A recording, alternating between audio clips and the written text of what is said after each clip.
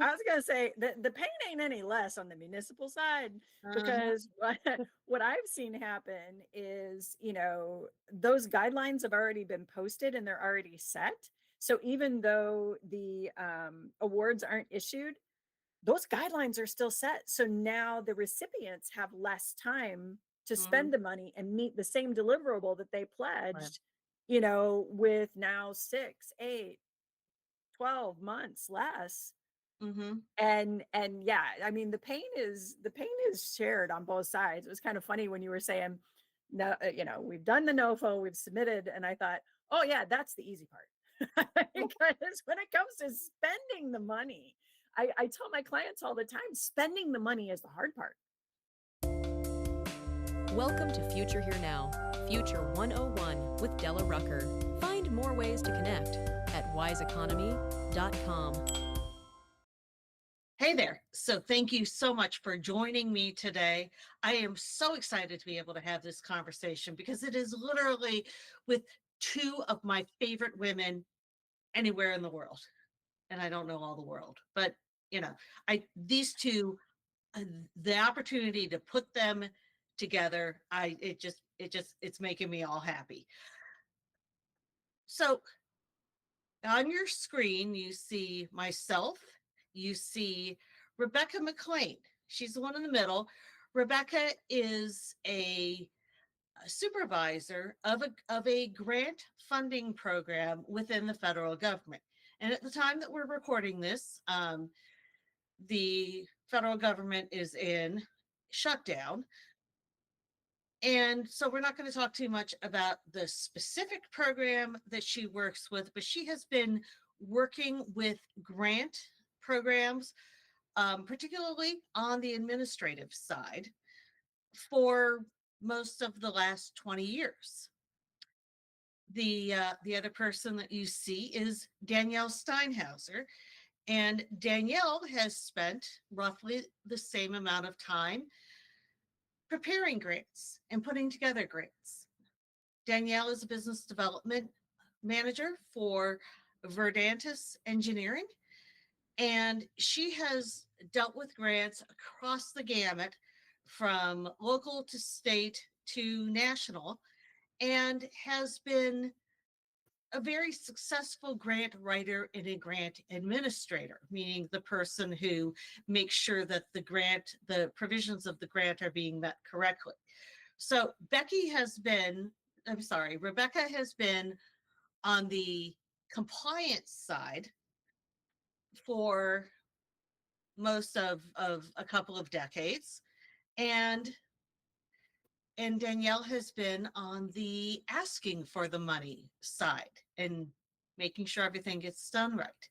So I thought it was a fascinating opportunity to look at the question of grants and grant programs and grant administration and grant compliance from kind of both sides now. So, Rebecca and Danielle, thank you so much for taking the time to just sit down with me today. Thanks for having us. Yeah, happy to be here, Della. Thank you. Awesome. So, Becky, let me start with you, and let me ask you to just kind of fill out that brief outline I gave. And if you could please tell folks about kind of broadly what your responsibilities have been with the various programs that you've worked with over time. Sure. So I've been in the federal space for over 20 years now, and I've worked with a variety of grant programs, large and small.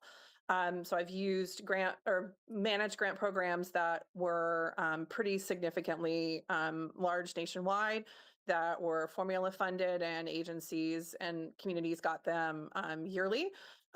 So I would be the person who managed the processing on the side of once those funds were awarded, all of the I's dotted and T's crossed, the documents that people need to submit, the questions to ask about what's eligible, what's not, the compliance around, did you do what you told us you were going to do at the beginning? How much money did you spend? Are you spending your money? in a timely manner. All of that kind of stuff was on my desk. More recently, I'm working with a program that is a little bit more flexible, and it's been kind of a soup to nuts from helping to write the the grant program itself, kind of the idea phase, implementing that into a program that people could apply for. And then that application process, figuring out what people need to submit to us and asking for that in an application format. Once the applications come in, reviewing and documenting what people have sent. And then from there, also awarding and then the compliance piece. So I've seen kind of soup to nuts what you could expect to see in a grant making program. I've seen that side of it start to finish. Great, great. Thank you. Danielle, not always with the feds, but with state organizations and other organizations, you've been on the other side of the equation. You get that documentation that says, hey, we are interested in giving a grant for X, Y, and Z, and you need to figure out how to respond to that and how to basically make them happy. Is that accurate? Or Oh, that's how fair. would you- That's entirely fair. Yeah, so for my career, I've been working mostly in the municipal government side of things. I have also worked with some nonprofit groups and those kinds of organizations. But yeah, generally speaking, I'm working with communities to try to read through the notice of funding opportunities, the NOFOs that the governments, both federal and state, put out, and some of the notices that are from the private philanthropic side, to decipher what it is that they want. I always call it the psychology of the program, to understand what it is that they're trying to do. And then my advice to communities is usually look at what they want to do, look at what they want to accomplish, and see how we can come alongside and be a good partner in accomplishing those kinds of goals. And then the application itself just kind of comes together as kind of almost a persuasive writing kind of exercise, to say, this is why we're going to be a good partner. This is how our missions align. And these are the kinds of outcomes that we think we're going to be able to produce. And gosh, if you give us some funding, we're happy to partner right along with you. So yeah, that's my part of the shtick, I guess. Lovely, lovely. So we're going to get a little technical on this podcast, and that's a little bit unavoidable because this is a field that has a whole plethora of acronyms and sort of inside ball sorts of dialogue and names for things that don't really happen outside of this context. So let's start with the first of them that you've both mentioned either directly or indirectly.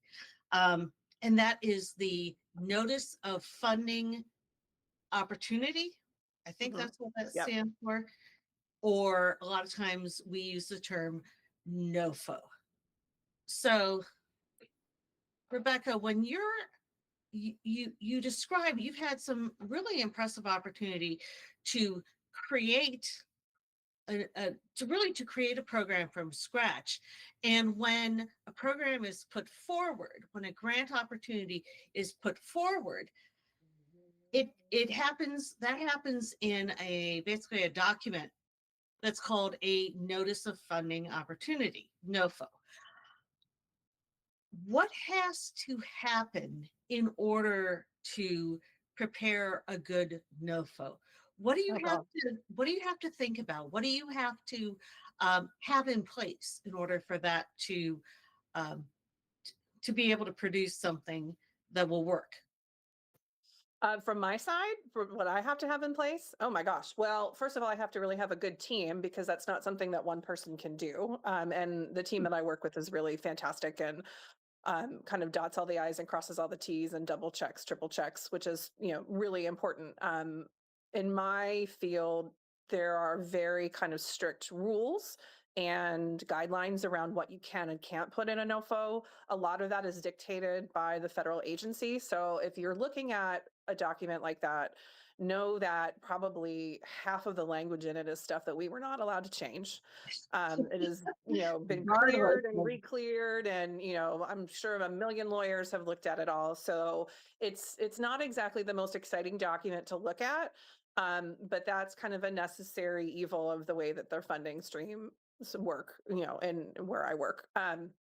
So keeping that in mind, you kind of have to know how to interpret all that language and, have that option. When you have a new program, which doesn't seem to come along super often, you kind of have to figure out what the vision is. And like Danielle was saying, the psychology of the program, what the idea looks like in someone's head versus how we translate that into all of the rules and regulations, and how you're going to do, funding reimbursement versus fixed price, or, how you're going to, what documents you need to have to ensure that agencies are fulfilling all of the different, federal requirements, which is, there's a laundry list of, other federal, requirements at the back of every NOFO. So it's not just your program area and the people who are thinking of this program that might be a good fit for the population that you serve. It's also kind of slotting that into the entire infrastructure of the federal government on top of that. So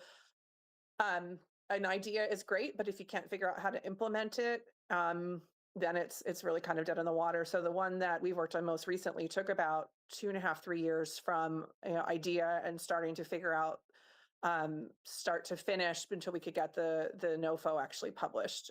So it was not an easy lift, but it was also one that was trying to make changes in the industry that we work with. But then there's also ones that, you've done the same one for years and years and years, and people just kind of tweak around the edges, and they may have updates for current administration priorities and things like that. But a lot of the meat might be the same. So it really does, kind of depend on how long the program's been around, if you're making a new program or not, and kind of slotting things into place that way. So one of the things that might be a little bit surprising for people who are used to working on the other side of the grant universe, and to be clear, that's where the majority of my experience has been as well. My own experience aligns more with Danielle's.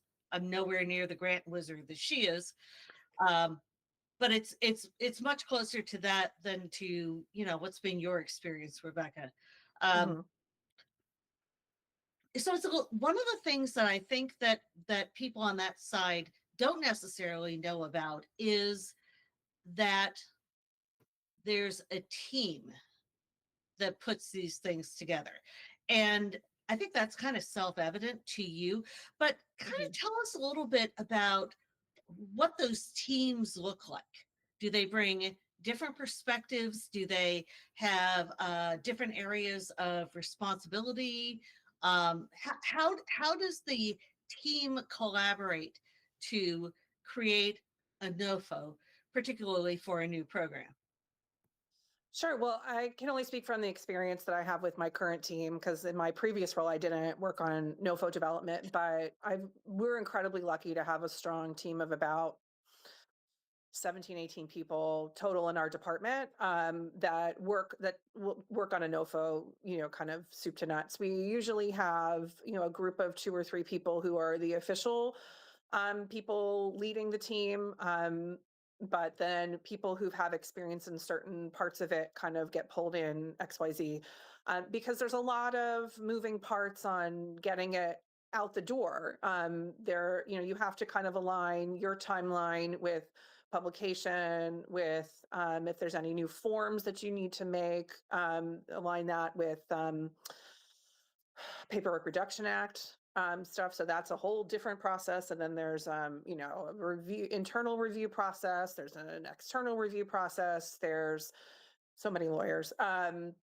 So the team that we have are people who might be newer. I know there's a lot of lawyers, but it's great to have that many eyes on it, so that, you can kind of, the people who are in charge of that team for that given year are looking at this document so many different times, their eyes are crossing. And so it's really helpful to have people who've done it in previous years come in and, review drafts or make suggestions. Our team usually will start a process on our existing program with what we call a parking lot, where if we had questions from previous years or problems from previous years, we've got a giant spreadsheet, and they spend, a month or two just kind of working through, okay, well, we had this question and we couldn't figure this out. Is this something we want to look at again for this year? So that's for the grants that are kind of, renewing year over year. Hmm. With the new one, it really was brainstorming and trying to figure out, okay, well, there's this piece of it that we want to have in there. Mhm. How do we make that work? What do we need to consider? What elements of this act or that act need to be considered? Are the lawyers going to, clear this part? So those just kind of, there's a lot of team meetings and brainstorming, and then people going off and writing and coming back, and it's very collaborative in our department, and it seems to really work well to have a really kind of strong document at the end where people on our team have worked in the industry, or people on our team have worked in compliance. Like me, I kind of came from a compliance side from my first part in the federal government over to this, so I'm not as familiar with people on the ground in our industry, but we have people who came from the outside, so it's kind of like a variety of different perspectives Mhm. to say, hey, have you thought about this? What about that? You forgot this, through the whole process, so it's Wow. really not in a vacuum at all. Yeah. So you are really drawing on as broad of a range of expertise, formal and informal, that you can get, Absolutely. and in really trying to anticipate everything that the folks on the other side of the program are Right. are going to need to take into account. Right. And nobody does that to a higher level of detail in our universe than the federal government, um, which is part of why grants from the federal government are both very challenging and very, very, very, very clear often in what they're doing, what the priorities are, etc. A lot of times programs. Oh, and I love the parking lot. I wanted to mention that parking Mm. lot idea, and maintaining that over the long term, not just, one project or one project or one project. That's really cool. That's that's It's one of those rip it's off. really smart. Was there before I started, so I can't take credit for that. But that really makes a lot of sense because, you've had changing priorities, different administrations. Something that popped up in 2021 might not be relevant again until 2025, or, something like that. So it's really kind of just a way to check in and say, hey, there was this question or this issue. What do we think about this? Do we want to consider this again? Do we want to kick that can down the road? Just kind of not making sure that we're not forgetting things, that especially with the feedback, because we do recognize that we're not going to have every answer. Certainly when the NOFOs are out in the world, we get lots of questions. And if anyone is familiar with federal, NOFO processes, we have to answer the questions in a very specific public way. So we are not showing, favoritism to someone or the else, because that would impact their application. So there's, we have to, develop official answers to those questions and share them broadly. So there's not everything, we can't think of everything. And then a lot of times those questions that pop up either during the application period or afterwards are really smart questions that we need to figure out how to kind of incorporate the next time. So the parking lot really does kind of keep us accountable to things that we needed to talk about in the past. And then it's also because we rotate our leadership on this, because someone would burn out completely if they had to do this, write a NOFO from, every year or two. I think they would, run away screaming. So we kind of, share that load, and then that helped with the continuity of managing the program as well. Awesome. Awesome. So two things happen. There's kind of two paths that a program can possibly take. If it's coming from the federal government, and as I'm sure we'll discuss, a lot of them don't. They're coming from other entities, other organizations, other levels of government or outside of government. But if we're talking about a federal grant, sometimes that is what we call a pass-through. Community Development Block Grant is probably one that folks who watch this podcast are likely to be familiar with. That is a pass-through. So as you mentioned earlier, that there's a formula, the funds are allocated, there are certain requirements to the state or local government that they have to meet in order to use those funds, and then it's kind of left to their responsibility. On the other side, there are grants that are like the one that you have described, where it is being offered to the general public or to relevant entities within the federal government, and it's coming straight from the feds. So Danielle, I want to kick over to you at this point. I know a lot of your work in your career has been with regard to programs that are pass-throughs in some extent or another. So the money may have originated at the federal government or at the state government, but that NOFO is actually coming from a level of government or an organization that is not that original source. So when you look at a NOFO, when you encounter a notice of funding opportunity, what do you look for, and what is helpful and unhelpful to you that you have seen in those when those opportunities are made available? Well, the first impression, I was laughing a couple of times when Rebecca was saying about the lawyers, because anybody who's read a NOFO can just feel the lawyer's fingerprints all over these things. So the first thing I'm a lawyer. Yes. Seriously. So the first thing I look for is, I guess I try to figure out what is it they're trying to accomplish with this program. What is it that is the end goal in mind? Somebody somewhere along the way had a great idea. And Rebecca, I'm interested as all get out to hear what you have to say about this and react to this. But somewhere along the way, it seems to me somebody had a great idea. And then they said, hey, this would be a really neat thing if, whatever entity could make this thing go. How do we do that? And then, the team gets involved and the lawyers get involved. So my first thing is to try to excavate what that original kernel idea was. Figure out what is it that this program is trying to do. Again, that psychology of it, right? And then I think through my client base, and I reflect with my colleagues that I work with that do the same thing as I do. And I start a lot of conversations, and I say, which of our clients have this kind of a thing that they need to accomplish, or this kind of a project that they would love to do and they need to advance. And then I think, well, what is it that I have to do to get them lined up to do that? Because I think you're right. The federal and the state grants, they're excellent in their predictability, right? I mean, they all follow a certain process. You know exactly what to expect. The what is it, 6 or 7 alphanumeric code that we all learn to love and hate is 2 CFR 200, right? Go to federal regulations. Inside joke. Yeah. Right. Note that we all knew exactly what she meant.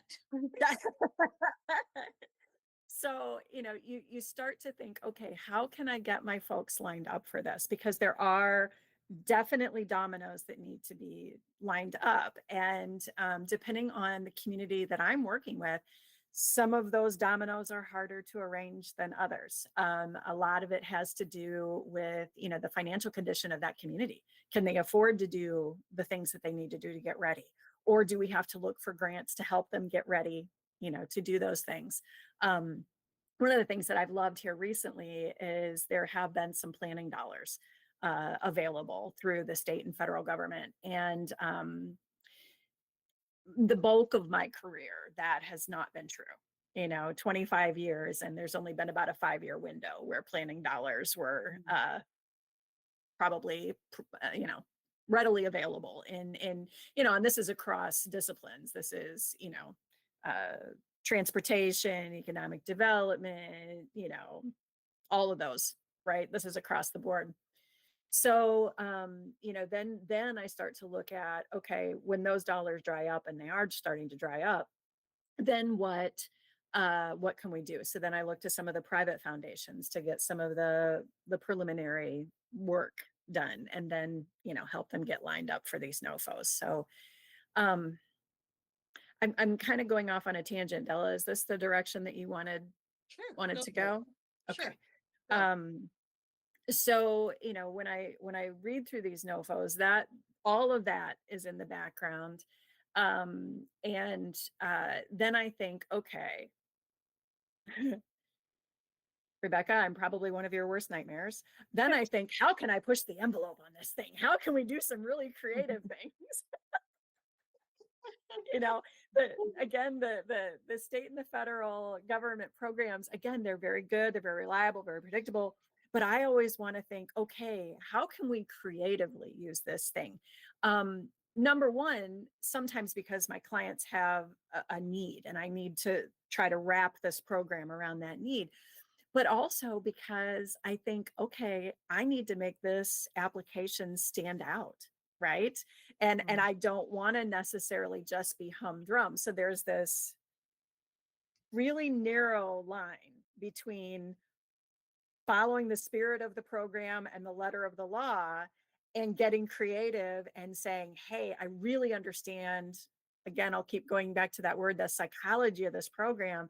And this is a new, fun, innovative way to help get the rewards. So maybe that's in efficiencies, maybe that's in economies of scale, maybe it's in ways to enhance the number of beneficiaries, or however you're going to spin it, whatever, widgets you're producing, or services you're providing. How can we do it smarter, better, stronger? And normally that requires a bunch of communication and collaboration on the client level. Again, dealing in the municipality field, it takes a lot of partnerships, it takes a lot of consensus building, those kinds of things. So when I look at a NOFO, all of these things are running through my head. Who's done the groundwork? Who has the good idea? Who has the fun project? How can we wrap this thing around all these opportunities? And I know it's kind of a disjointed answer, but that really, as I'm going through my first time, I start highlighting, I start making notes in the margins, I put it away for a couple of days, I come back to it, I say, okay, is this still my view of this thing? What's my takeaway from the first read? What's my takeaway from the second read and the third read? And then I just go out and start having a lot of conversations. So I know, disjointed answer. No, no, Not at all. I think you brought some really interesting stuff to light. And one of those is the question of being creative with the use. And so I'm going to turn this to to Rebecca. And I'm sorry, personal life. You've known me too long, Della. I have known Madam Rebecca for a very, very, very long time, and longer than either of us want to admit that we've been alive, which I can almost say the same for Danielle.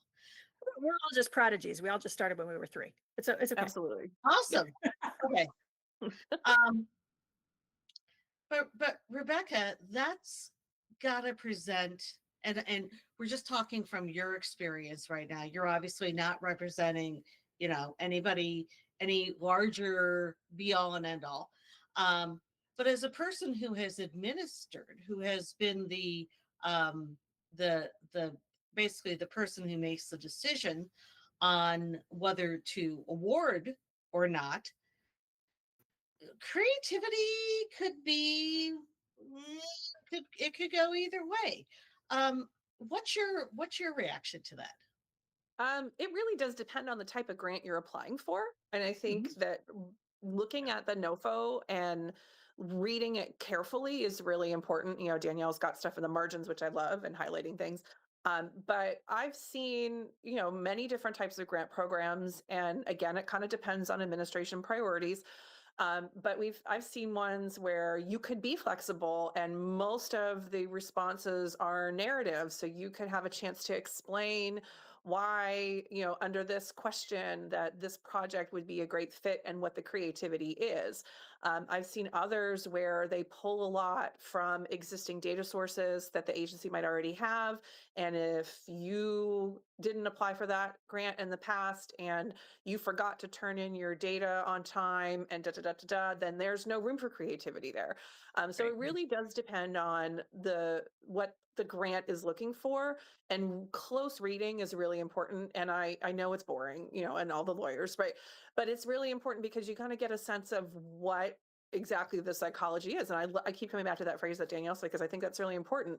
Um, a new idea did come out of one person's head on the project that I work with, and we had to figure out how to implement it. But, in past, large scale grants, I'm thinking of like, brownfields or sustainability grants or things like that.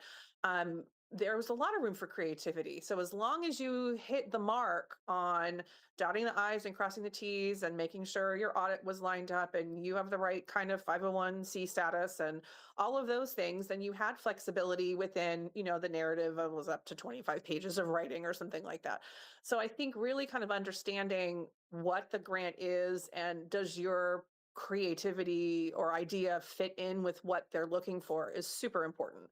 Like one of the grants I administer now, it's literally, 80% data we already have. And so there's no Hmm. room for creativity in that. So understanding what it is I think the most important thing. And being Well, able to document your metrics, and how Right, yeah, absolutely. And outcomes. And, people keep talking about logic models coming back, which just makes my hair stand on end. But that's my personal opinion, not my professional opinion. Right. But yeah, if you've got your metrics and you know what you're doing and you've turned your stuff in on time, you'll be fine in that grant world. I'm right. now terrified at the idea of asking about logic models because, I think much hair will stand on end across all three panels of this screen. I've only Yeah, had to mine, review them. I've never had to fill them out. So you might yeah, have to. mine won't be standing on end. It will be in a pile on the floor. I will have pulled it all out. Please don't do that. Please, dear word, anyone listening, please don't do that. Okay. All Sorry, right. editorial aside. I'm sorry. I said sorry, editorial aside there. I think editorials are well welcomed here. Uh plus they're funny.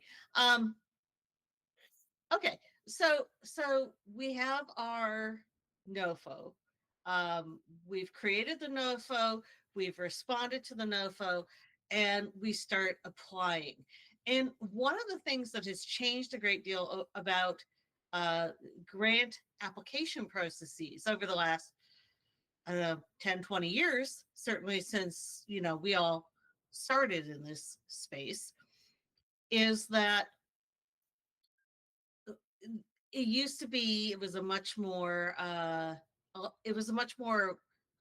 long form process a lot of times, as in that narrative felt like it was much more prevalent in the way back times.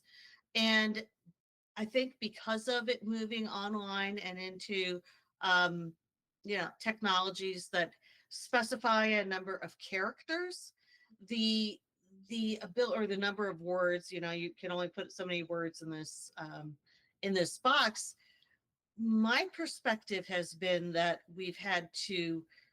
that's kind of forced us to really sharpen our um our angle, sharpen what we're saying. And a lot of times we end up leaving things on cutting room floor that maybe we really loved, but it was just kind of on the bubble.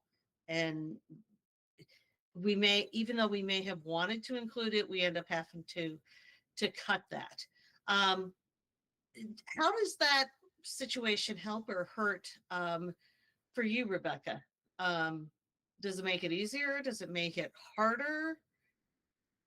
Well, I think from my perspective, you have to consider what we do once we get the applications. I'm certainly not the only person who looks at them. We usually have teams of 3. because we want to make sure, and I think that varies from grant program to grant program, but we want to make sure that we're being as objective as possible and making sure we're hitting the mark with all of the things that we've asked, agencies to provide. And so we have a team of 2 come in and come to consensus on the scoring, and then we have a third person come in and do an extra quality control review. So if there are 200 grants in applications that we get in, that means we've got to do 600 reviews.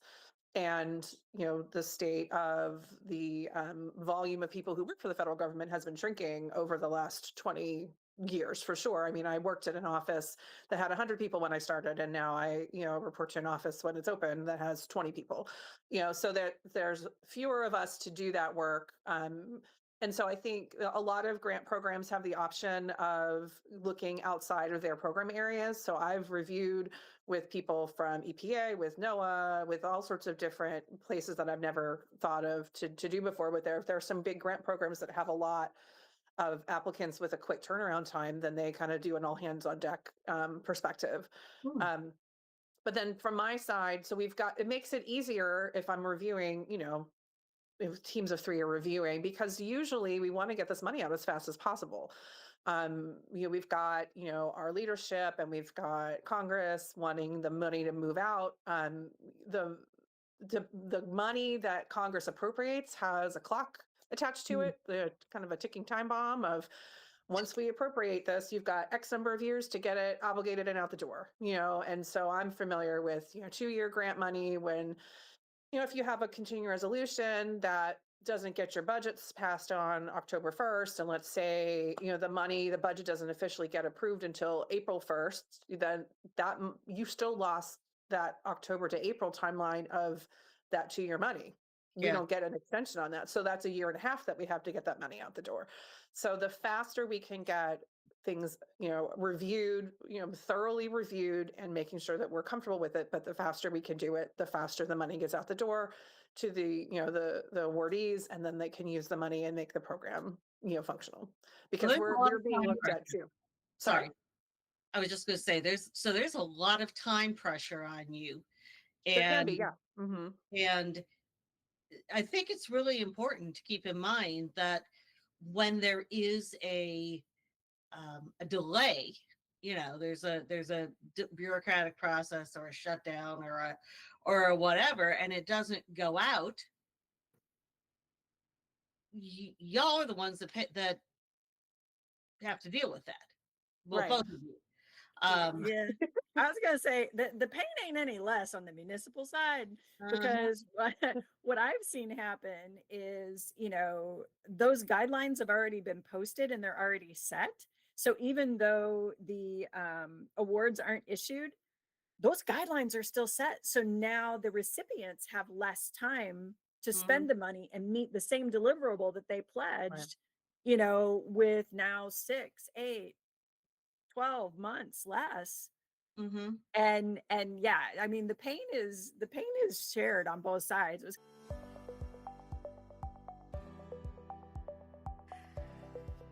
One of the things that communities and organizations are finding more and more lately is that they aren't able to get the grants that they used to. Maybe those grants have been eliminated. Maybe they've been changed. Maybe they have, the purpose has shifted, or the priorities for that grant have shifted. And sometimes when those sources that we've learned to rely on go away, we are really in trouble, and we don't know where to look, because we've been used to going to a very small set of these resources. Grant Guru allows you to search for grants that might be from any entity across the country, both public sector and private sector. Grant Guru is an online platform. It has 2 search strategies. You can search by filters, by selecting the particular issues that you want, or you can search by just giving it a prompt and writing out what it is that you're looking for. And when you do that, you will get a list of grant opportunities, but it's not just a list. You will also see a score that indicates the relevance to the project as you described it. You'll get a standardized format for what's required and when the deadlines are, and all of that information with an immediate link to the original source, the original NOFO, the original call for applications, and this is my favorite part, it'll give you an assessment of how easy or how hard it is to do that application so that you know whether this is something that you could probably take on yourself or if you're going to need professional grant writing assistance. In 30 years in the business, this is the most robust platform I have encountered anywhere for finding, sorting, evaluating, and managing the application process for grants of any type. If you use the link that's been provided, you find the link here and use the code that's listed, you can get Grant Guru for just over $1,000 a year. You're going to get a 20% discount on that program, and you'll have 30 days to decide whether you like it or not. And if you need to cancel, no big deal.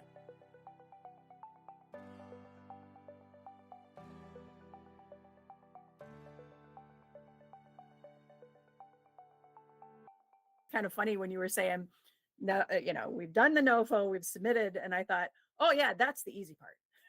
Because when it comes to spending the money, I tell my clients all the time, spending the money is the hard part, and it's only made even harder when the timelines get artificially compressed by either and Rebecca, I'm not saying this about anything you've said, but I've worked in programs where they've changed the rules midstream, and that's super fun. And then they try to hold you accountable for things that you didn't know when you applied. Well, how's that work? We told you we were going to do this, and you said, "Great, here's your money," and now you're saying we can't do that, but we still got to meet the deliverable. So those, it's super. But I think that's where the creativity and that partnership and good communication with your agencies comes into play. And like you said, with the reduction in workforce, and we started out with kind of a question of streamlining things. I'm kind of two minds. Astrologically, I'm a Gemini, so I live in duality. I'm good with it. I can be completely oppositional, in both things and believe them both full force. So, streamlining is great until it's not, right? I mean, when streamlining makes it easier to sometimes put together applications, oftentimes review applications and score them. And as long as it doesn't impact the spirit of the program and the why it was developed. But I've also seen programs go awry to where, they're you just know that they're going to award the projects that are the fastest ones, not the best ones, and that's a little bit hard on our side. I've seen communities just stop using programs because they get too hard, or they're soulless, or they don't have the projects that fit that administration's, this is what we want now. Or they got a bad experience. They got the rules changed on them, or they,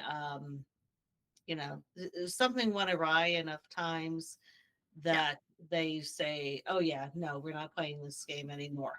And sometimes the devil, I'm not going to have the money to do that, so it's not going to get done. The devil, ends up feeling safer than the devil you don't know, which is what's going to happen when I go in on this program.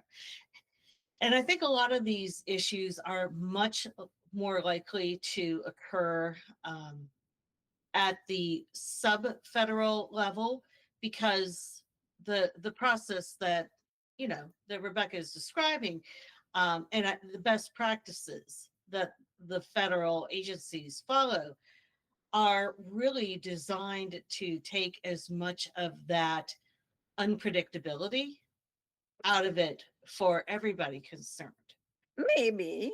I've got a grantee right now that has had a grant from the federal government, and I'm not trying to make a political statement, I promise.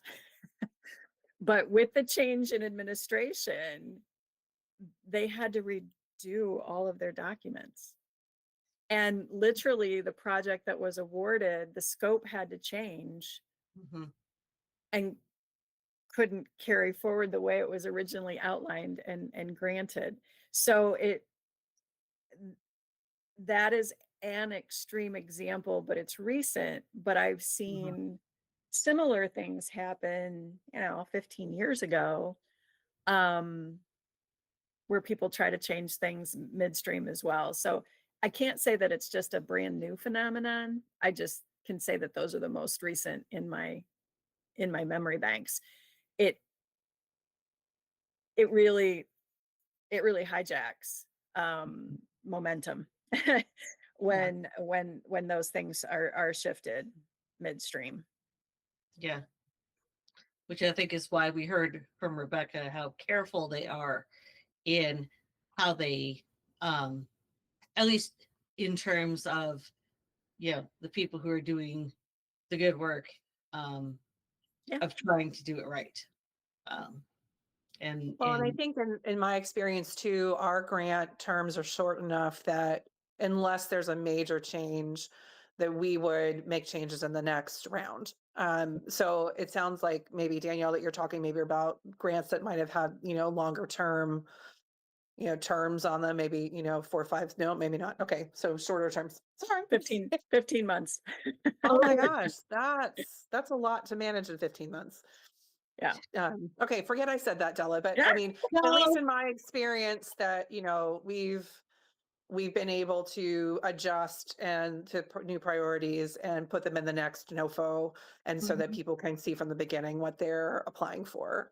The other thing I did want to mention, because talking about midstream changes, Mhm. our grant agreements are supposed to be the document that's the legally binding document that people have. And so from our perspective, any changes would have to be an amendment to a grant agreement. Now, if you're doing this with pass-through money to a state or a municipality, they're allowed to layer on additional changes or additional expectations. They can't Yeah. be less strict than what we would expect, but they could be more strict. So if you Yeah. are, a nonprofit who got funds from a local municipality, who got their money from the state, who got their money from the feds, and you're talking about multiple layers of expectations and potential changes. So knowing Yep. the documents that you have and which ones are legally binding are really important for grant administration. Mhm. Yeah. Absolutely. Absolutely. Yeah. It's interesting when you compare. Um I liken it to an eclectic family a lot of times. There's the federal DNA, right? That's common to all of the federal agencies, right? The 2 CFR 200 that we all Mhm. love. Right. But then each federal agency can wrap themselves around it, and then they pass it through to the states, which have their own unique personalities on it, and then they can pass it down to the communities. So it's for the people that are working in grants, or listening to this podcast, thinking, okay, I'm going to get some wisdom out of this to go look for some grants. um, you know Understanding which pieces can't be changed because they're federal, which Mhm. pieces are layered on and maybe negotiable, depending on what layer they were added in. um that's a skill. I haven't yet decided whether AI is going to take my job or not, because I don't know if AI can do that kind of analysis. I know AI can write a good narrative, but Mhm. that's the kind of thing that 25 years in, you start to develop a feel for. That's more of the art form of what we do, on at least on this side. Mhm. um just trying to figure out and read the tea leaves of where these things are kind of going. So Yeah, good point. Very good point. So let's talk a little bit about the match. Most grants involve a match. And I know that on the local side or on the grant recipient side, lining up that match can be easy or it can be a big challenge. And part of that depends on how that NOFO is written and what the regulations permit and don't permit to be used as a match. And part of that is simply dependent on the community and what the community has and does not have and etc. So Becky, Rebecca, what is your how do you guys handle questions around match? Does that end up being a barrier to to entities that want to work with your program? Is that I think something that you can work around? How do you handle when people go, oh, there's a challenge with the match? so. The program I'm working with now uses leveraging. I don't think we have a match requirement in our statute, but other programs I've worked with have had specific match requirements. Can you explain the difference? And I explain the difference? I don't know. A match would be a program that I used to work with had a 75% or would fund 75% and the match would be 25%. So in that case, we would fund, out of, $100,000, we would give you 75,000, but you have to show us the other 25,000 documented funding at application, so that that program cost is $100,000. And then at the end of that program grant term, if we're reviewing it, you would need to document, I spent $75,000 of your money and I spent $25,000 of this local money. So that so you didn't just have a $75,000 program, right? So that kind of at application, you have to have money in place from a private source or a local source or non-federal, something like that, and documented. And then you have to show us that you spent $100,000 over that whole state. Leveraging feels a little different because at least in my experience, it's not quite so strict. So you could document leverage over the course of the year. I'm trying to remember. I don't think we require a document for leveraging at application. We say that you need it, but we don't require your proof of it happening. And then match in some cases also can be in kind. It doesn't have to be cash on hand. So if you've got volunteer hours or things like that you can count. So that's like a tracking device that you would need to do, that we've had this many, people doing this many hours, and that counted at this, rate of what you would count as a volunteer rate, which I forget what that is now. That would be something to document as Been well. out of So work for a month, so I know I have it. we're blaming it on the higher powers that you can't remember these There you details. go. Yeah. But so I feel like leveraging is just kind of how much money your program has been able to gather to make the impact in your area, where match is a very specific, you must have this much money on hand to run your program or we won't give you the rest. Does that make sense? Yeah. Does that sound I right? think Okay. absolutely. No, it makes sense to me.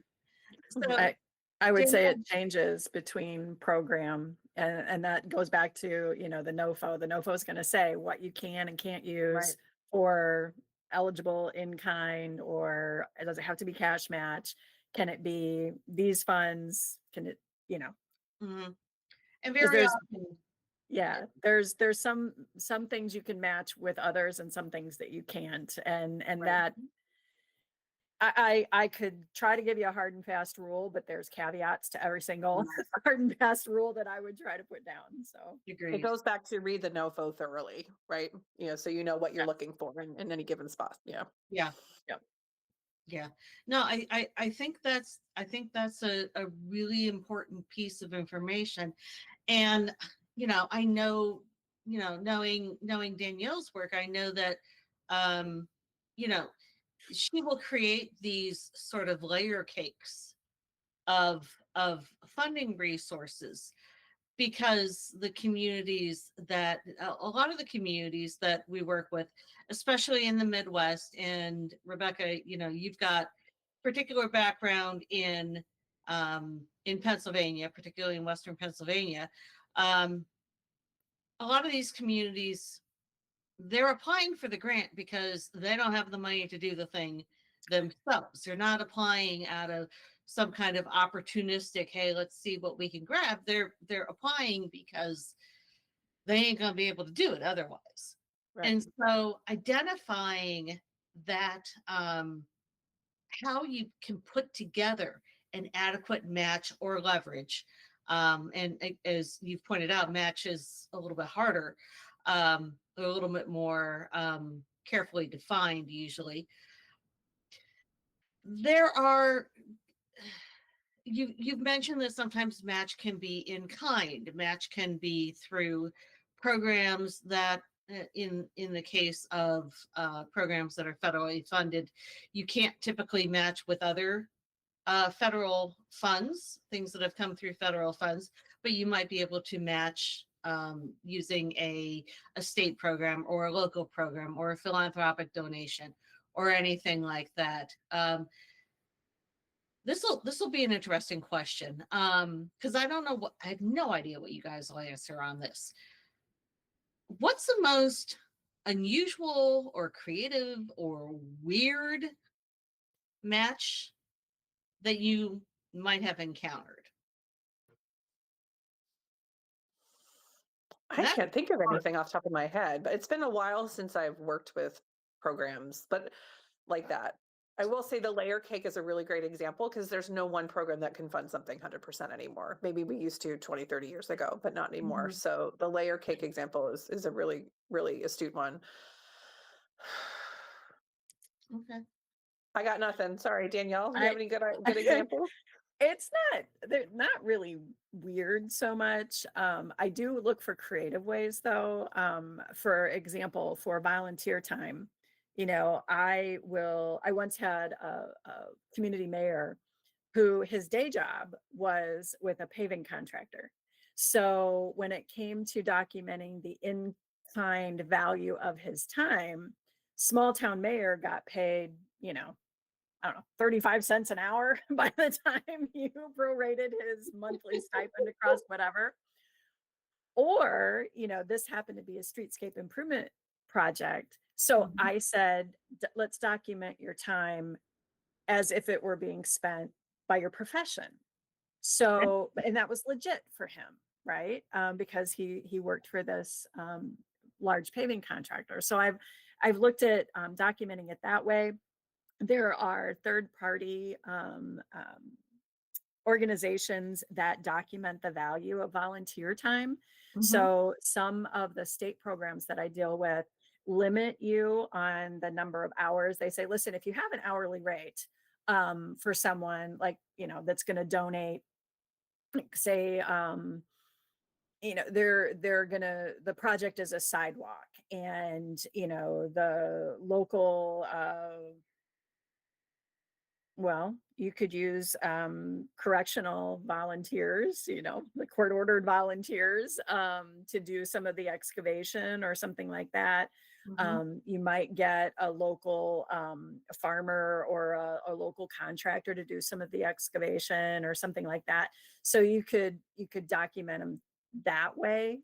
Or if they're unskilled, meaning like if I were to just go pick up a shovel, I don't have an hourly rate that's applicable to a job like that. So you look at organizations like Independent Sector that track the value of volunteer time Huh. over decades. And I think they're above $30 an hour now. So as long as you Wow. can quantify it, then you can use that, right? So either by their profession or by a third party that has some kind of standing to be able to say, this is how we got to this number or whatever like that. You can use acquisition, you can use donations in some cases. Again, read the NOFO. 'Cause Yeah. I know some programs that it work, some programs that it won't. Yes. I've seen like the value of marketing time even used if it's something like that. So I don't know. Does that spark anything with you, Rebecca? Does it remind you of anything while I'm talking? No, but that's just because I haven't been in a match world for a while. I'm rusty on match, so I apologize. Yeah.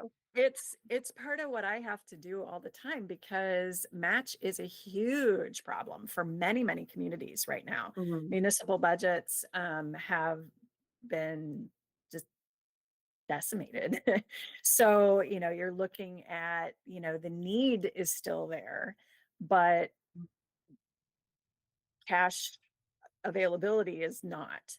So, and I would say too, just as an aside, I don't think that available match is the first barrier a lot of communities run into. I think it's a barrier to some, but even being able to apply for grants, having the necessary preparation work, whether it's engineering and design plans or consensus building or, partnership firming up or whatever it is, I think getting that together has a cost as well, just time and money, right? And Yeah. human capital, we talk about resources, it's human and financial resources, right? Yeah.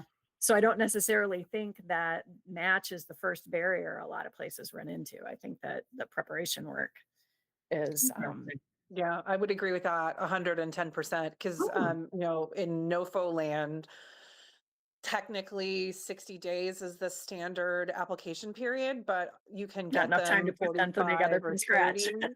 So, Yeah. right. And so if you don't know that a new program is coming, which you probably don't because we're not allowed to talk about it until the NOFO is released, then you've got 35, 45, 60 days to pull together a coalition or figure Yeah. out if you want to connect with this agency or, figure out how to do this new calculation.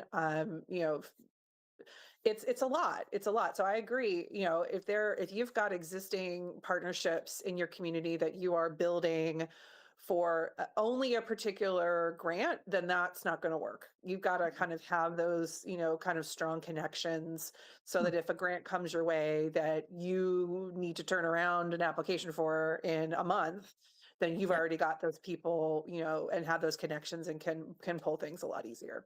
That was And a problem that we had with one of the new grant programs that we did, was that the timing of when the NOFO was published, which is out of our control, due to a variety of factors beyond the agency, worked out to be the worst time to try to reach out to these partners because of their calendar. Mhm. And so we had a lot of agencies say, I would have applied had this not been necessary, or this kind of document not been necessary. And so that, going back to the parking lot, we changed that on the next round to make it an easier lift because of stuff like that. And that's not something that we had anticipated, so it's just having, community connections, I think, is really important for any type of grant program you got. yeah, Yeah. you bring up an interesting point too. Yeah. Take a little detour. First run versus subsequent rounds of funding. It's interesting when I talk with clients about, do you want to take a chance and be the guinea pig? if we're ready, do you want to? Because there's some benefit in that. You might, forgive me, you might get away with things that future rounds won't because the guidelines I've heard haven't been nothing. established.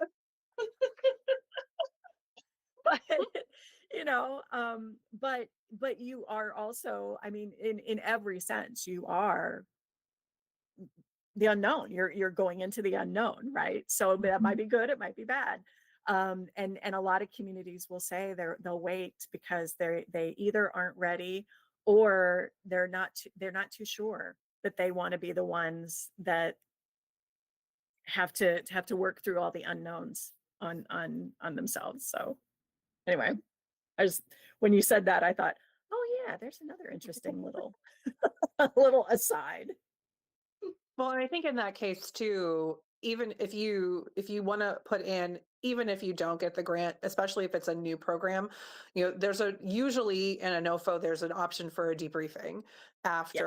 after the application period is over. And I really do recommend whether or not you got the money, and even if you got 100 points out of 100 scale, go in and have that conversation with the agency. That we are kind of restricted in how much detail we could give, but we can say, well, you had in this rating factor, you had this many points and you could have gotten this many more, so you might want to consider looking at this for next time, kind of thing. That's really valuable feedback that we're allowed to give. It absolutely 100% agree. Couldn't, yeah, even when you are funded. Yeah. Because you don't Mhm. know. I mean, theoretically, with the state and the federal programs, it's not usually a one and done, right? Most of the time, if you've gone through that much effort and overcome that much inertia in the state or federal government to create this thing, it's going to recur, right? Most of the time. So yeah, I mean, just because you got lucky the first time when there wasn't a whole lot of competition, you know, I mean, I'm just that's how I would phrase it to a client. It's like, listen, understand what you got right, and if you think you want to go after this again, what was good enough in your first round, you Might know, not, might not be the next time. Yeah. probably is not going to be enough in subsequent rounds because competition only goes up. So there's I mean, Rebecca, tell me what you think. Sorry, Della. I mean, I don't think the first round of anything is as competitive as subsequent rounds. I think that's fair. Absolutely. Yeah. okay, interesting. Well, and there's an interesting through line, both in terms of the human capital piece um and the feedback piece, which is that so much of this, it can be laid out very, very black and white and very mathematical and very, this many points for this, that, and something else. But so much of this is about relationships, and it's about having a constructive relationship with your partners in the community so that you're not trying to build that from scratch when a new grant program comes up and you're like, oh my God, who do we know that does that? Yeah. But it's Mhm. also that relationship with the granting agency, um, which is constrained. It's all the lawyers again. Um, lawyer palooza, I guess. I don't know. Um, but but Yeah. there's a realization, I think, that starts to dawn that even though the applicant or the consultant, God forbid, might seem a little, oh, you're just out for the money, and the person on the other side, it might seem like they're being very careful, but there's a commonality there in that you're trying to solve a shared problem and a shared issue. And that relational nature of it, I think people very often lose track of. And I actually learned about that from Danielle. I'll give her full credit for that, because I watched how she built those relationships over a long period of time. So that's a piece. I think it's interesting that we've got 3 women in this group talking about this issue. I don't know whether that would come to light with a different configuration of people involved, but we're here, and I'm not saying there's some magic about being a girl. Well, there is, but Yeah, but not necessarily for this topic. Okay, but the whole, that understanding that it is about the network, the relationships, the human capital, the social capital, the empathy. I think that's a very different perception of grant making processes as compared to, um, what somebody coming from more from the outside might think, that you're filling out forms and making an argument and all of that kind of thing. There's another dimension to it that I wanted to make sure that we highlighted here. I think that's really important, Della, and because there's, at least in my experience, there's an ongoing relationship once you get the money, right? So with most, federal programs, you have an existing relationship because we're giving you money, but you still have to, do the things that we want you to do with that money. You still have to submit the documents on time. You still have to submit your reports in a timely manner so you can get your money and all Mhm. those things. And a large part of what I do outside of the grant making process is technical assistance to the agencies in my portfolio, right? And that's something I've always done. And there's a variety of types of personalities that work in the federal government, and that might reflect in the capacity or general willingness to be productive in that relationship. And that's probably as nice as I can be. So we do recognize that not everyone will have a good relationship um, with their agency contact, but I Mhm. really try to make sure that throughout the whole year, throughout the whole program cycle, I'm meeting regularly with my agencies. If they are doing pass through, then, I want to also meet with the people they're passing through to make sure that, it makes their life easier. I've had experiences in the last, 20 years where nobody talked to me for 3 years except to give me the money. And then they had a giant problem blow up in their face, and it took 3 more years to fix. When if you had told me this 2 years ago, I could have helped you fix it then. Yeah. And so that kind of relationship with the person it's not just a transactional relationship. We're all in the same, we want the same thing, and I'm giving you the money to help you get there, but you also need to make sure that I'm getting the information I need so that we both win. Yeah, which is exactly why, as a hired person, as a hired middle person, right? I try to develop those relationships with the agencies because, Mhm. as you said, over the 20-year period, even 20 years ago, it felt like departments and agencies were short-staffed. And Mhm. that has only gotten more and more. So, if I understand what's needed and I understand the why and I understand the how, then I can be those additional hands to that agency to help them get the deliverables. Now, what do I get out of that? I get a client that looks stellar because, Mhm.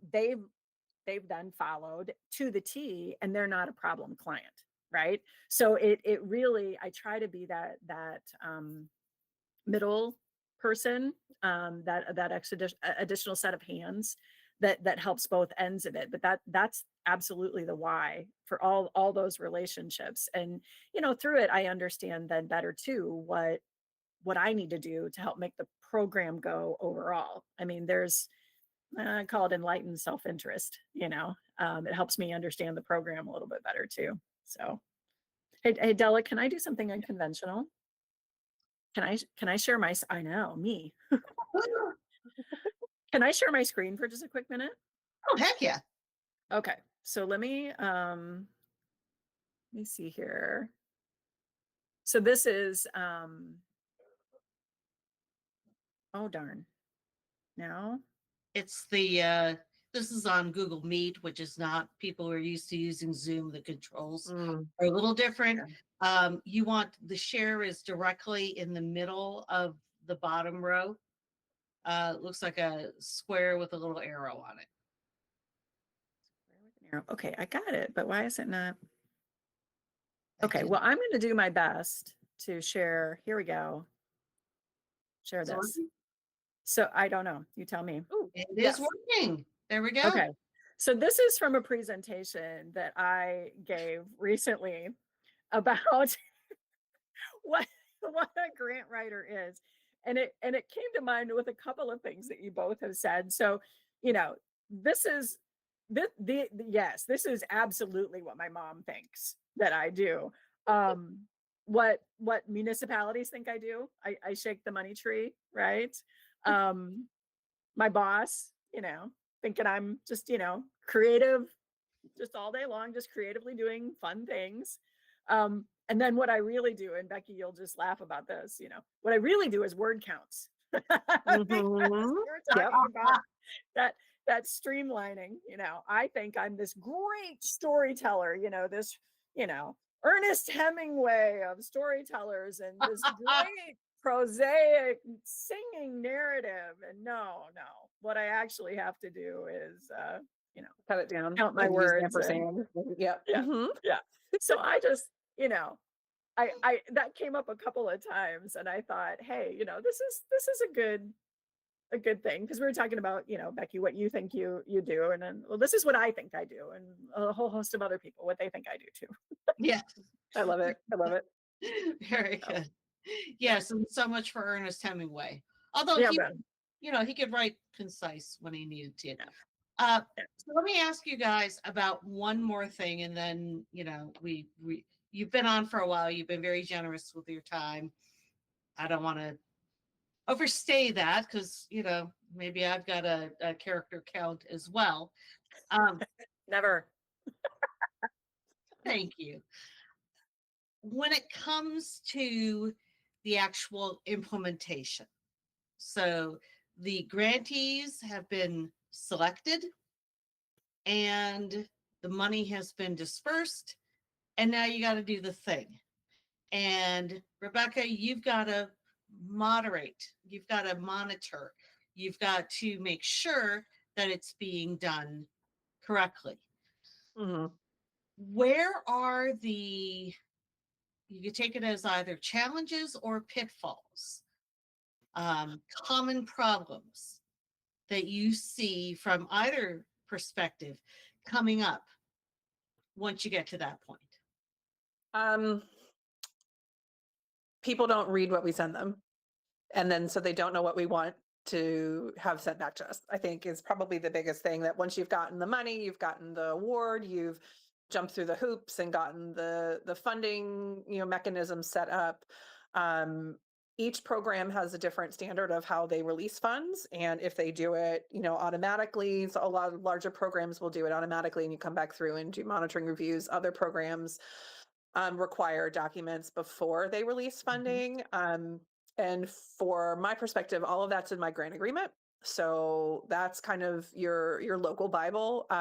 We have recording requirements and deadlines and all that fun stuff in there. So reading your grant agreement is really important. Now, that layered onto that is going to be the state or the local municipality as well. And are they sharing the copy of the federal grant agreement with you? Are they incorporating that into theirs? That's a kind of larger questions. But I think from my perspective, people just wanting their money without knowing what we ask you for is always a challenge. Deadlines are really important. To CFR 200 has very specific deadlines and timing, especially for ending and closing out of grants. And I have been in program areas that are very strict. I've been in program areas that are very lenient. I've been in program areas that have gone from being very lenient to becoming very strict because they got audited.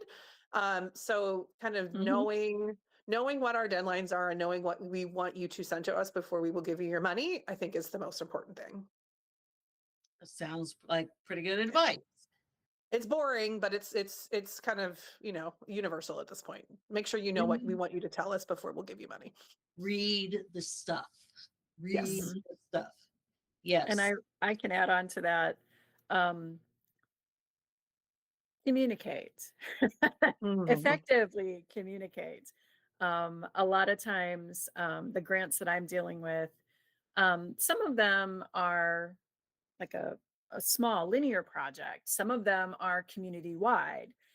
So the scope of what we're trying to do has an impact on what I'm about to say. But anytime you have more than one actor involved, making sure that everyone understands the process and when things can go and when they can't, especially with federal funds and state funds. A lot of times there's I'll call it procurement, but it's basically how you can buy things and how you can select contractors and how you can go about things. There's very specific regulations and timelines and how you do that.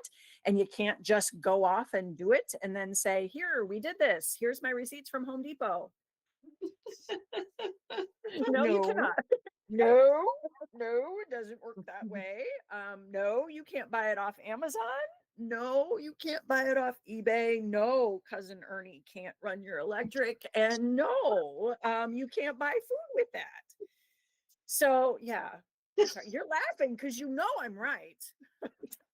pretty much across the board, never buy food with federal money. That's a good balance.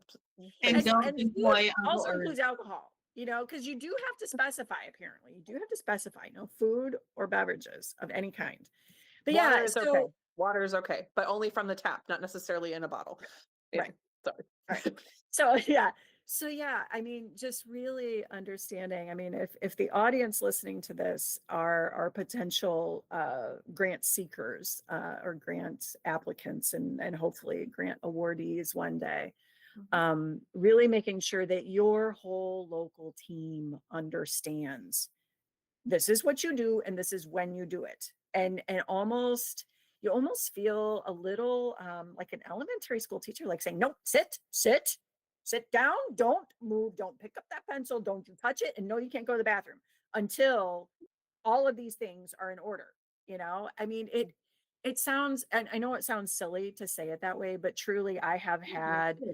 people lose funding Mhm. because I sometimes worry that they've lost their minds because we've gone through this onerous grant process. We've celebrated the win, and then they've gone off and just started to do the thing without understanding the process Yes. and communicating all of, and one person might have known, but not everybody on the team knew. So Yeah. yeah, whether And you're I using think sorry, go ahead. piggybacking onto that. No, it's okay. Piggybacking onto that too. I think having a regular schedule of meetings and updates at the beginning is really important, yes. especially with larger projects. If you've got a lot of moving parts and everybody knows there's a monthly meeting, that's a time to work out whatever that month's problems are or come to consensus on XYZ. It just makes it Yes. so much harder to fix things if people are not talking throughout the whole process. And it makes it, Yes. oftentimes with grant programs I've seen, they have flexibility. They've got, percentages set aside. They've got an opportunity to do a grant extension if you need more time. But if you don't know that until you're 2 or 3 years in, that's too late. Yeah. So I will really say the too, communication is just huge. just what you were saying. If there's a problem, 99% of it can be fixed if you just talk to your program people. 99% of it. Almost everything can be done or fixed or undone, or something can be made better. But trying to hide it, and then a lot of times these programs aren't monitored until maybe even a year or two after they've officially closed. Well, there's nothing you can do at that point. Right. And then And you then got you to end come up, back, figure And out money. you got it that you can done. pay. Sorry. Yeah. then you got to pay it back most Yep. most of the time, and especially right now in this climate that we're in, with intense regulatory oversight.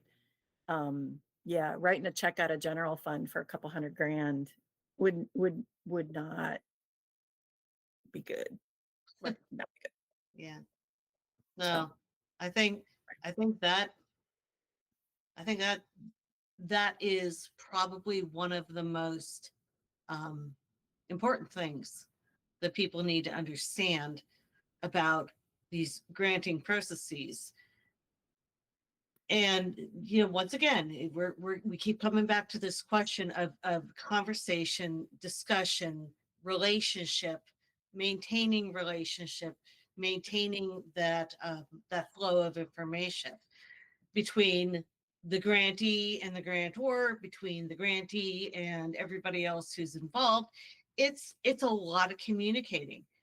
And for people who have become accustomed or are kind of prone to be kind of command and control about things, this is a very different way to work than they might have walked into that cool grant program that Danielle brought them, realizing they were going to have, despite Danielle, I'm sure, telling them that they got to do it that way. Sometimes it takes a while to get through the noggin.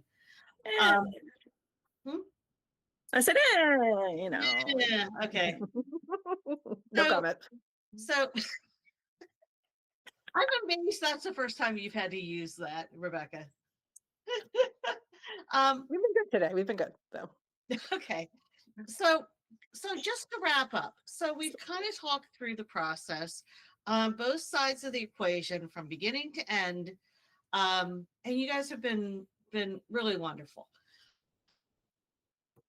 If you had to give somebody who's looking at doing a grant program your most important piece of advice, I think I know what Rebecca's is going to be, but what would be that advice? Maybe I'm wrong. You want me to go first? Go for it. Oh, I I mean, definitely want you to go first. Okay. It's got to be read everything and make sure you've got everything in the application that we asked for, or have a reason, a reasonable reason why it's not there. The most unfortunate things I've seen are grant program or grant applicants that forgot to attach something that they had filled out and they had ready to go, and they would have been funded if that had actually attached properly. And that's one of the drawbacks to you know, electronic Electronic process, or is online. that Yeah. unfortunately that's how we do it now. And what makes me laugh every time I see it is that if you even request um, an exemption from submitting electronically, you still have to request that via email. So there's really no way to get away from electronic submission of things, but that means that sometimes attachments don't work, or your PDF was corrupted or something like that. So just double, triple checking everything that you've prepared lines up with what we're asking for and is in the document ready to go and is submitted on time. So just the little details, which are so boring and nobody wants to think about because they've got these great creative ideas that Danielle's helped them figure out, but if I don't have the form that I need to check off the boxes for half of the funding, then poof, you didn't get scored, so it's the combination of having somebody creative and then detail oriented on your team to make sure you're dotting all your I's, crossing all your T's, and giving us everything that we need to see. That's Was a that good what one. you were thinking I was going to say? That was better than what I was thinking you were going to say. It included read the thing, Yeah.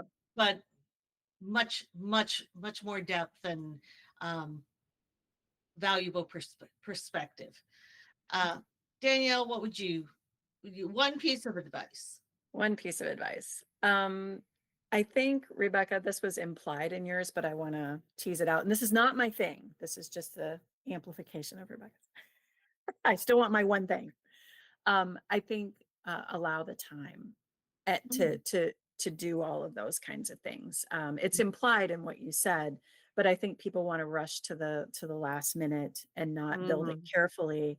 And especially with those online ones, if it takes a dump while you're trying to attach things, and you're doing that 2 minutes before The deadline. then you're Right. done, right? So you want to Please allow don't wait for the time last day. time and space. Well, right. And I say that, and I'm literally 2 days before a deadline. And do I have everything done? No. But that's why I'm a professional, right? Whatever that means. That's why you're on a podcast right now. Yeah, right. Yeah, don't do as I say, not as I do. I guess the one piece of advice I would give is don't let the tail wag the dog. Don't go after a program just because you can get the money. Make sure that it's actually what you want to accomplish, because it's going to be hard to get. It's going to be increasingly hard to get. It's going to be hard to administer. And if it's not doing what you need it to do, if it's a bad fit, it won't benefit anybody, and it could potentially backfire. So I've seen a lot of places, well, what about this? What about this? What about this? When I'm brought into a community and they say, well, what grants do you have? And I turn around and say, what needs do you have? And then I'll find you the grants. Identify the need. Don't let the tail wag the dog. Well said. Well said. That's me. Awesome. Thank you, ladies. You have been, I knew it would be a delight to get to spend a little time with you, Rebecca, particularly because you live in a town that I don't live in. You know, it's always something special when I get to have a conversation with you. Not that it's not incredibly special with Danielle. She just I And just a little, little you know. more often. To see her, Seen you her a lot lately, though. I feel like I've seen you a lot more in the last 2 years than I've seen in probably the previous 10, though. So that's good. That is true. That's because your munchkins started to grow up, and mine did. That's true. Small children are not in part of my life anymore. That makes my life a little easier. That's very true. Oh gosh. All right. Thank you, ladies. Thank Thank Thank you. you. This has been so much fun. Thanks for joining me on Future Here Now, Future 101 with Della Rucker. If you found this conversation valuable, be sure to subscribe and share it with someone who could use it. And for more ways to connect, visit wiseeconomy.com.